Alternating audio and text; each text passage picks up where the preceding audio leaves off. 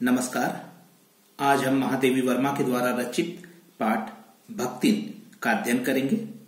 भक्तिन जो कि महादेवी वर्मा की नौकरानी है। भक्तिन का अर्थ होता है साध्वी या सन्यासी। भक्तिन जब पहली बार महादेवी वर्मा के यहाँ नौकरी के लिए आई थी तो उसने अपना असली नाम बताया कि उसका नाम लक्ष्मी है और महादेवी वर्मा से आग्रह करती है कि वो उसका नाम लक्ष्मी ना ले, क्योंकि इस वजह से उसे बहुत ही शर्म आती है, क्योंकि नाम लक्ष्मी है और उसके पास धन नहीं है।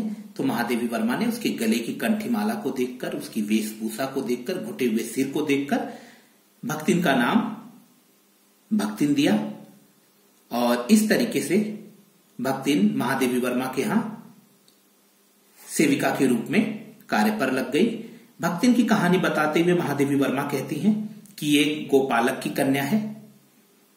बचपन में इसकी मां का निधन हो गया तो सौतेली मां ने और इसके पिता ने इसका विवाह 7 वर्ष की आयु में किया।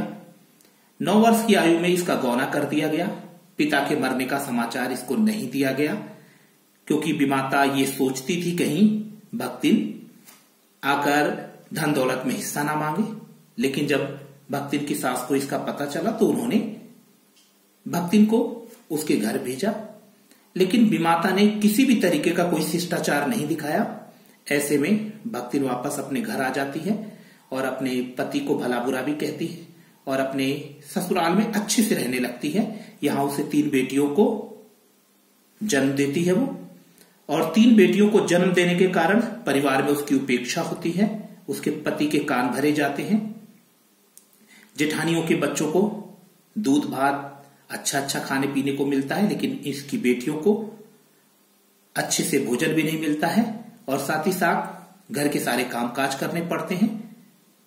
भक्तिन अपने पति को समझा बुझा के घर में अलगोजा करा लेती है और अलगोजा होने के बाद भक्तिन की बेटियों और उसके पति और भक्तिन की मेहनत से घर की आर्थिक स्थिति अच्छी हो जाती है। भक्तिन का पति अपनी बड़ी बेटी की शादी करने के पश्चात गुजर जाता है। भक्तिन अपनी दोनों बेटियों को अच्छे से पालती पोसती है और उनका विवाह करती है। अब ऐसे में परिवार के लोग ये चाहते हैं कि भक्तिन किसी और से विवाह कर ले और यहां से चली जाए, जिससे कि सारी धन दौलत पे परिवार का हक बना रहे। लेकिन भक्तिन साफ कहती है कि वो यहां से बिल्कुल नहीं जाएगी और यहीं डटी रहेगी।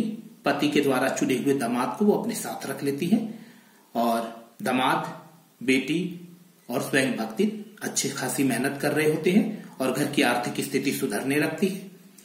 इसी दौरान भक्तिन के दामाद का निधन हो जाता है। अब परिवार वालों ने एक साजिश रची। एक तीतरबाज अपने रिश्तेदार को बुलाया और भक्तिन की बेटी से जबरदस्ती उसका विवाह कराने का प्रयास किया। भक्तिन की अनुपस्थिति में भक्तिन की बेटी के घर में उस तीतरबाज साले को घुसा दिया गया और पंचायत बैठाकर ये निर्णय सुनाया गया कि ये दोनों लड़का लड़की जब एक कमरे से निकले हैं तो कलयुग के निवारण के लिए हमें इनका विवाह कर देना चाहिए। भक्तिन और भक्तिन की बेटी को ये बात पसंद नहीं आती है, लेकिन क्या करें, गले पड़े दामाद को सहना ही पड़ता है। अब दोनों का मन किसी कार्य में और अन्य कार्य में नहीं लगता है, जिसकी वजह से लगान ना चुका पाने की वजह से जमींदार के द्वारा भक्तिन को दिन भर धूप में खड़ा किया जाता है। अब भक्तिन गांव छोड़ देती है और नौकरी करने का निर्णय लेती है। वह महादेवी वर्मा के घर पहुंचती है और वहां पर वो महादेवी वर्मा की सेवकाई करने लगती है। हम यहां देखते हैं कि महादेवी वर्मा की वो सेवा जो है एकदम बहुत ही निष्ठा के साथ करती है। जैसे हनुमान जी राम की सेवा करते हैं, ऐसे ही भक्तिन भी महादेवी वर्मा की सेवा करती है। किसी भी प्रकार की कोई त्रुटि नहीं रखती है। पहली बार जब वो आई तो उसने पूरे चौके को कोयले की रेखा से खींच दिया ताकि कोई रसोई में ना जाए। इससे पता चलता है भक्तिन बड़ी रूढ़िवादी और आडंबरवादी महिला है। और महादेवी वर्मा को जो उसने खाना खिलाया वो खाना एकदम गांव देहात वाला खाना था। महुए की लपसी, खिचड़ी, मकई की रोटी और स्वयं अपनी ही जो बोलचाल की बोली है अवधि, उसी का प्रयोग वो करती है वहां रहते हुए। तो ऐसी सारी बातें महादेवी वर्मा भक्तिन की सहती भी हैं और स्वयं उसकी जैसी बन भी जाती हैं और उसके जो गांव के बनाए हुए पकवान खाने लग जाती हैं, उसकी जैसी बोली में बातें करने लग जाती हैं और साथ ही साथ हर असुविधा को छुपाती हैं।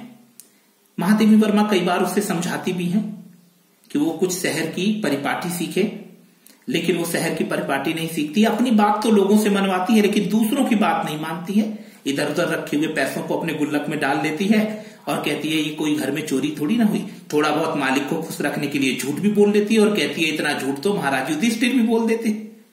इस तरीके से कई बार अपनी बातों को वो शास्त्रों के अनुसार भी बताती है। अपने सर का मुंडन कराती है। हर बृहस्पतिवार को महादेवी वर्मा मना करती हैं तो वो कहती है मुंडन करने से तीर्थ जाने के समान लाभ होता है।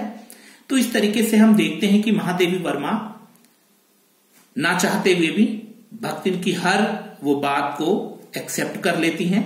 लेकिन कई बार हम ये देखते हैं कि भक्तिन महादेवी वर्मा की कोई बात कई बार एक्सेप्ट नहीं करती है। जैसे महादेवी वर्मा को अपना बनाया हुआ पकवान तो खिला देती है, लेकिन अगर महादेवी वर्मा उसको कुछ मिठाई वगैरह खिलाना चाहे तो वो नहीं खाती है। इस तरीके से आगे कहानी जो बढ़ती है उसमें हम देखते हैं कि युद्ध की दशा का वर्णन है, जिसमें युद्ध की स्थिति है और अब महादेवी वर्मा से भक्तिन रिक्वेस्ट करती कि वो उसके गांव चले, क्योंकि युद्ध कोई अमरोती खा के नहीं आया है, अमर नहीं है, एक ना एक दिन खत्म होगा और खत्म होने पर वो वापस आ जाएंगे। लेकिन महादेवी वर्मा मजाक के लिए कहती है कि उनके पास धन दौलत नहीं है, पैसे नहीं है, कैसे जाएगी तुम्हारे गांव, वो कैसे जा सकेंगे तुम्हारे गांव। तो वो बताती है कि कहां उसने पैसा छुपा कर रखा है और किस तरीके से वो गांव में प्रबंध कर देगी उनके रहने के लिए। बहुत ही इनोसेंट और मासूम महिला है। और भक्तिन जेल जाने से बहुत डरती है। भक्तिन जेल की दीवार को देख लेती है तो मानो बेहोश हो जाएगी। लेकिन जब महादेवी वर्मा स्वतंत्रता संग्राम के दौरान देश की आजादी के लिए लड़ रही हैं तो कई बार लोग ये कहते हुए कि अब महादेवी वर्मा को जेल जाना होगा, तो भक्तिन ना चाहते हुए भी डरे डरे शब्दों में महादेवी वर्मा से कहती है मैं कितने कपड़े रख लूं, कितने कपड़े लेकर जाना होगा तुम्हारे साथ। तो महादेवी वर्मा कहती हैं तुम मेरे साथ नहीं चल सकोगी। तो वो कहती है ये तो गलत है, जहां मालिक होगा वहां नौकर भी होगा। इस तरीके से वो अपना पूरा के पूरा समर्पण महादेवी वर्मा के प्रति जताती है। साथ ही साथ वो देखती है कि देश की स्वतंत्रता संग्राम में जो बच्चे लड़ रहे हैं उनको पुलिस के द्वारा मारा पीटा जा रहा है, जेल भेजा जा रहा है, तो वो भी उसे पसंद नहीं आता है। वो कहती है अगर ऐसा होता है तो बड़े लाड तक भी जाएगी। अब हम यहां आगे बढ़ते हुए देखते हैं कि महादेवी वर्मा उसकी इस पूरी कहानी को बताते समय हमें कहती हैं कि जिस तरीके से मेरे घर में आने वाली हवा, मेरे घर के फूल फल देने वाले वृक्ष, ये सब मेरे नौकर नहीं है, ठीक उसी तरीके से भक्तिन भी मेरी नौकरानी नहीं है, क्योंकि ये ठीक उसी तरीके से हमें सुख देती है जैसे ये चीजें हमको सुख प्रदान करती हैं। एक बार महादेवी वर्मा ने कहा कि जो सिग्नेचर करेगा हम उन्हीं को तनख्वाह देंगे। ऐसे में भक्तिन बड़ी असुविधा में पड़ गई और उसने कहा कि घर के अगर मालिक पढ़ते हैं और नौकर भी मैं भी पढ़ूंगी तो घर का काम कौन करेगा।